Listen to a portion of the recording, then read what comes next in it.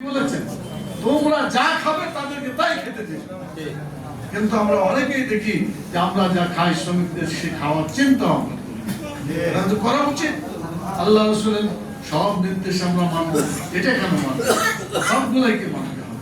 কোরআন মাজিদে আল্লাহ তাআলা পরিষ্কার করে বলেছেন, তিনি বলেছেন যে আমি সুদকে হারাম করলাম আর যাকাতকে বা সাদকাকে আমি এটাকে বৃদ্ধি করলাম।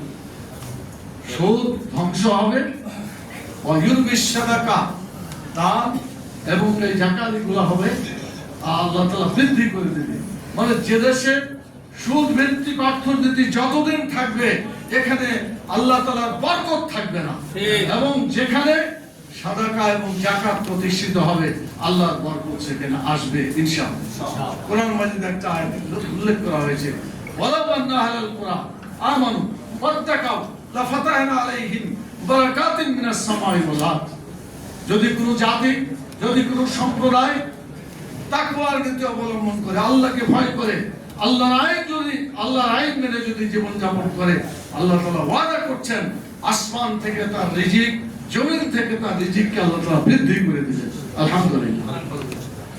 সেজন্য আজকে একদিকে যেমন সুদকে বাদ দিয়ে অর্থনীতিকে পরিচালনা করতে হবে, অন্যদিকে আল্লাহর বিধান দিয়ে যদি আমাদের গোটা জীবন ব্যবস্থা পরিচালিত হয়, মানুষের সাথে যে ব্যবধান আছে এগুলো ঘুচে যাবে এবং সত্যিকার একটা সুন্দর পৃথিবী, সুন্দর একটি বাংলাদেশ গঠিত হবে ইনশাআল্লাহ।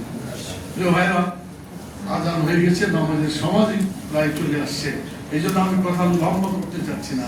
আমি যে কথাটা বলতে চাই, একটা শ্রমিক, আপনি চিন্তা করুন, প্রথমে মালিকের সাথে একটা চুক্তি করে যে আমি এত টাকা বিনিময়ে তোমার কাজ করবো, দৈনিক 8 ঘন্টা। আপনারা জানেন এর আগে কিন্তু কোনো সীমা সংখ্যা ছিল না। 1886 সালের আগে যে যেমন পারত, যত বেশি পারত শ্রমিকদের কাছ থেকে শ্রম আদায় করে নিত, কিন্তু তাদের মূল্যায়ন হতো না।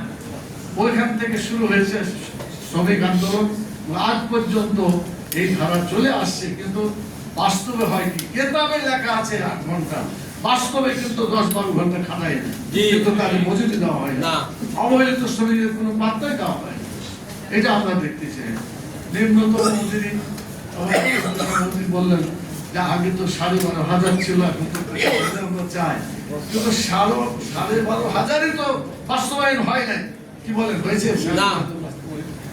তো দেখা যাচ্ছে যে কেতাবে আছে, বাস্তবে নাই। আমি জাতীয় সংসদে বলেছিলাম এরকম যদি মন্ত্রী হয় যে তাদের কেতাবে লেখা আছে ওগুলাই কয়েক, জাতীয় সংসদে খালি নোটিশ দিয়ে দেয় 300 ধারার মধ্যে, কাজের দিকে নাই, তো যারা কেতাবে আছে কাজ করে না এদের মন্ত্রিত্বই থাকা উচিত না, তাদের পদত্যাগ করা উচিত। তো প্রিয় ভাইরা, ভাই বোনেরা,